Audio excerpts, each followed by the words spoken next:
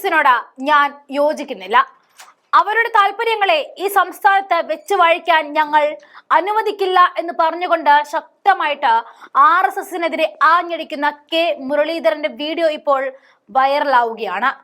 എടുത്തു പറയേണ്ടതില്ലല്ലോ, മുരളീധരൻ RSSനും BJPക്കുമെതിരെ ആഞ്ഞടിക്കുമ്പോൾ ചെന്നുകൊള്ളുന്നത് പത്മജയ്ക്ക് തന്നെ. തനിക്ക് പിന്നാലെ സഹോദരനും എത്തുമെന്ന് കരുതിയ പത്മജയ്ക്ക് തെറ്റിയെന്ന് മാത്രമല്ല, അടിമുടി വീണിരിക്കുകയാണ്. രാജ്ഭവനിലുള്ള ഭാരതാംബ ചിത്ര വിഷയത്തിൽ പ്രതികരിക്കുകയായിരുന്നു മുരളീധരൻ. ഇന്നലെ വി ശിവൻകുട്ടി ചെയ്തതിനോട് താൻ യോജിക്കുന്നു എന്ന് പറഞ്ഞുകൊണ്ടാണ് RSSനെതിരെ ആഞ്ഞടിച്ചത്. RSSനെ പറ്റി പറയുമ്പോൾ നിയന്ത്രണം നഷ്ടപ്പെട്ടു കഴിഞ്ഞിരുന്നു അദ്ദേഹത്തിന്.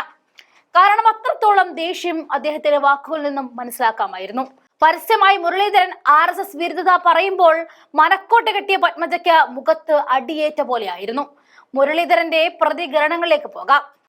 അങ്ങനെയൊന്നുമില്ല, സതീശനിസമൊന്നുമില്ല. അതിന് ഞങ്ങൾക്ക് ആർക്കും 10 വർഷമായിട്ട് അധികാരമൊന്നും ഇല്ലല്ലോ. പിന്നെ എന്തിസാ? പിണറായി ഉണ്ട്, കാരണം അധികം 9 കൊല്ലമായിട്ട് മുഖ്യമന്ത്രിയാണ്. ഞങ്ങൾക്ക് എന്തിസാണ്? ഞങ്ങൾക്കിപ്പോൾ ഒരു ദിവസവും ഇല്ല.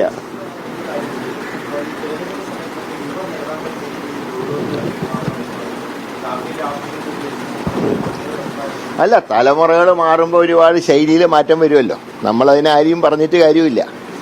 കാരണം ഓരോ തലമുറ മാറുമ്പോൾ അവരുടേതായിട്ടുള്ള ശൈലികൾക്ക് മാറ്റങ്ങളുണ്ടാവും. അപ്പോൾ ആ മാറ്റങ്ങളുടെ ഫലമായിട്ടാണ് സ്വാഭാവികമായിട്ടും ഉണ്ടാവാൻ ചാൻസ് ഉള്ളത്.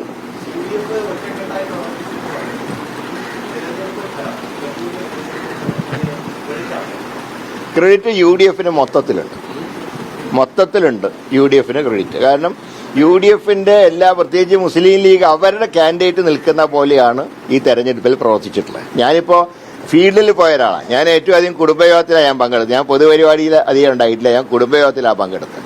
ആ കുടുംബയോഗങ്ങളിലൊക്കെ തന്നെ 2 പാർട്ടിയുടെയും നേതാക്കന്മാർ നല്ല രീതിയിലാണ് ആ കുടുംബയോഗങ്ങൾ സംഘടിപ്പിച്ചിട്ടുള്ളത്. ധാരാളം സ്ത്രീകൾ ഉൾപ്പെടെ അതിൽ പങ്കെടുത്തിരുന്നു. അപ്പം അതിൽ നിന്ന് തന്നെ മുന്നണി ഒരു മനസ്സോടെ പ്രവർത്തിച്ചു എന്നുള്ളതിൻ്റെ ഏറ്റവും വലിയ തെളിവാണ്.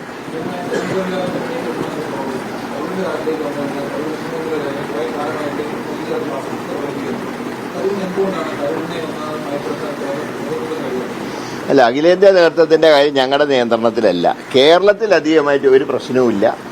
അദ്ദേഹം കഴിഞ്ഞ ഇലക്ഷനിലൊക്കെ ഇപ്പൊ പാലക്കാടൊക്കെ എന്നേക്കാൾ ആദ്യം ഫീൽഡിലേക്ക് വന്ന ഒരാളാണ്. പക്ഷെ ഇത്തവണ അദ്ദേഹത്തിന്റെ ഈ വിദേശ യാത്രയിലുണ്ട്, അത് കാരണമാണ് നാട്ടിലുണ്ടാവുമോ എന്നുള്ള കൺഫ്യൂഷൻ ഉണ്ടായതുകൊണ്ടാണ് ഇങ്ങനെ ഒരു ഗ്യാപ്പ് വരാൻ ഇടയായത്. പക്ഷെ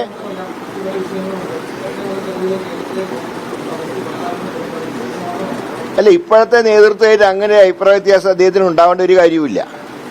ഞങ്ങൾ എല്ലാ കാര്യവും അദ്ദേഹമായിട്ട് ബന്ധപ്പെടാറുണ്ട്. ഇപ്പൊ തിരുവനന്തപുരത്ത് തന്നെ ഞങ്ങൾ കോർപ്പറേഷൻ കാര്യങ്ങൾ ഉൾപ്പെടെ അദ്ദേഹത്തിന്റെ ഉൾപ്പെടെ സജഷൻ വാങ്ങിക്കൊണ്ടാണ് ഞങ്ങൾ തീരുമാനം എടുക്കുക. ഒരു സംശയമില്ല കാര്യത്തിൽ. അത് എന്തായാലും പറയട്ടെ, പറയുമ്പോ പറയാം നമുക്ക്. അങ്ങനെയൊന്നുമില്ല, സതീശനിസമൊന്നുമില്ല. അതിന് ഞങ്ങൾക്ക് ആർക്കും 10 വർഷമായിട്ട് അധികാരമൊന്നും ഇല്ലല്ലോ. പിന്നെ എന്തിസാ? പിണറായി ഉണ്ട്, കാരണം അധികം 9 കൊല്ലമായിട്ട് മുഖ്യമന്ത്രിയാണ്. ഞങ്ങൾക്ക് എന്തിസാണ്? ഞങ്ങൾക്കിപ്പോൾ ഒരു ദിവസവും ഇല്ല.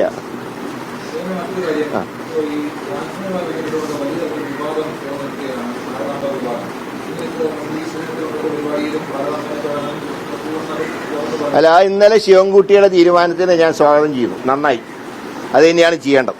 പക്ഷേ മുഖ്യമന്ത്രി ഒരു കാര്യം ചെയ്യണം. ഈ ഒളിച്ചുകളി അവസാനിപ്പിച്ച് ഗവർണർക്ക് ശക്തമായിട്ട് കത്ത് നൽകുക. സംസ്ഥാന സർക്കാരിന്റെ ഏത് ചടങ്ങ് രാജ്ഭവനിൽ സംഘടിപ്പിക്കുമ്പോഴും ഈ കാവിക്കൊടിയേന്തിയ ആ ചിത്രം പാടില്ല എന്ന് കർശനമായിട്ട് പറയാം. ഭാരതാംബയാവണമെങ്കിൽ ത്രിവർണ്ണ പതാകയാണ് പിടിക്കേണ്ടത്. അശോക സ്തംഭമുള്ള ത്രിവർണ്ണ പതാകയാണ് ഭാരതാംബയുടെ സങ്കല്പം. ഇത് RSSന്റെ പരിപാടിയിൽ ഉള്ള ചിത്രമാണ്. ഇതിനെ അമ്മയായിട്ട് ആരും കണക്കാക്കുന്നില്ല. അതുകൊണ്ട് തന്നെ ഈ ഒളിച്ചുകളി അവസാനിപ്പിച്ച് മുഖ്യമന്ത്രി ശക്തമായിട്ട് കത്തയക്കണം. അല്ലെങ്കിൽ എന്താണെങ്കിലും ഒരു കൊല്ലം കഴിയുമ്പോൾ ഒരു ഇലക്ഷൻ നടത്തി പുതിയ ഗവൺമെന്റ് സത്യപ്രതിജ്ഞ ഉണ്ടാവുമല്ലോ. അന്നും ഈ ചിത്രം വെച്ച് ഇയാൾ കളിക്കും ഗവർണർ. അതുകൊണ്ട് ഇത് ഇപ്പോഴേ അവസാനിപ്പിക്കണം. റിട്ടേൺ ആയിട്ട് കൊടുക്കുക, റിട്ടേൺ ആയിട്ട് പറയുക, ഇത് ഞങ്ങൾ അംഗീകരിക്കില്ല, ഈ ചിത്രമായിട്ട് മുന്നോട്ട് പോകാൻ കഴിയില്ല എന്ന് തന്നെ പറയും.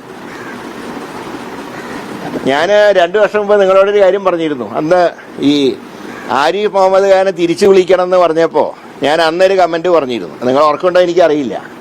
ഞാൻ അന്ന് പറഞ്ഞത് ആരിഫ് മുഹമ്മദ് ഖാൻ എല്ലാ പാർട്ടിയിലും പോയിട്ട് വന്ന ആളാണ്. പക്ഷെ അദ്ദേഹത്തിനെ തിരിച്ചു വിളിച്ചാൽ പകരം വരുന്നത് പക്ക RSSകാരനായിരിക്കുന്നു 2 കൊല്ലം മുമ്പ് ഞാൻ പറഞ്ഞത് ഇന്ന് അക്ഷരാർത്ഥത്തിൽ ശരിയായിട്ട് വന്നിരിക്കും. ആരിഫ് മുഹമ്മദ് ഖാൻ ഇങ്ങനത്തെ ഏർപ്പാടൊന്നും ഉണ്ടായിരുന്നില്ല. ഇപ്പൊ വെറും സംഘപരിവാർ അജണ്ടയിലാണ് കാര്യങ്ങൾ പോകുന്നത്. അത് അംഗീകരിക്കാൻ കഴിയില്ല.